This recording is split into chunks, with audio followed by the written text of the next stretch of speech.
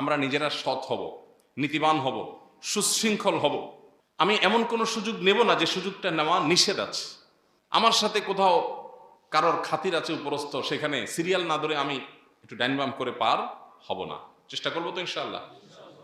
Number 2, ভোটকে কেন্দ্র করে বিশেষ করে আমার ভোট দেওয়ার ক্ষেত্রে আল্লাহর কাছে জবাবদিহিতা আছে, এটা মাথায় রেখে ভোট দেব। অতএব এই দেশের ভালো কিছু যা হয়েছে সেটা যেরকম আমাদের কর্মের ফল, যত মন্দ যত অনিয়ম আছে সেগুলো সব আমাদের কর্মের ফল। আমাদের সারা বছর 5 বছর জনগণের কিছু করার থাকে না, এই একটা সময় একটু কিছু করার থাকে। অতএব আমার ভোট দিতে গিয়ে, আমার নির্বাচন কেন্দ্রিক পদক্ষেপ নিতে গিয়ে, সিদ্ধান্ত দিতে গিয়ে, মতামত দিতে গিয়ে আমি যেন আল্লাহর ভয় মাথায় রেখে চলি। আল্লাহ আমাদের সবাইকে সেই তৌফিক দান করুন। আমানতদারিতা যেন আমরা রক্ষা করি, এমন কিছু যেন না করি যেটার কারণে আল্লাহর কাছে আমাকে দাঁড়াতে হবে।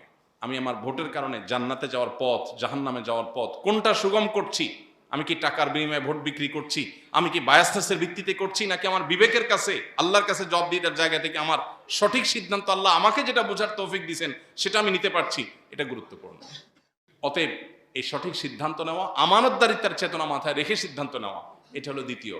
নাম্বার 3, আমরা নির্বাচনকে ঘিরে বা নির্বাচনের আগে পরে যে সমস্ত জুলুম, সহিংসতা, দখলদারিত্ব, মাস্তানি, অন্যায় আচরণ যা কিছু এই সমাজে হয়, যেগুলো দেখতে দেখতে আমরা অভ্যস্ত হয়ে গেছি, আর যাই হোক, আমি কোনো দলের প্রতি আনুগত্য আমার থাকতে পারে, এমনকি কোনো ইসলামিক দলের প্রতি আনুগত্য থাকতে পারে, কিন্তু আমি এমন কিছু করব না যেটা আমার আল্লাহ এবং তার রাসূল নিষেধ করেছেন। যদি সেটা দিনের খাতিরেও করি আমি, তারপরে সেটা আমার গুনাহের কারণ হবে। কোন প্রকার সহিংসতা, অনাচার, এই যে নির্বাচনকে ঘিরে গুজব, অপতথ্য, মিথ্যা, এগুলো থেকে আমরা বিরত থাকবো, বিরত রাখবো ইনশাআল্লাহ।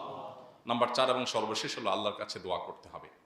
আল্লাহ, আপনি আমাদের অবস্থার পরিবর্তন করেন, আমাদেরকেও সংশোধন করেন, আমাদের নেতাদেরকেও সংশোধন করেন, আমাদের দেশের সার্বিক অবস্থা সংশোধন করেন। এই জন্য দরকার গণদোয়া।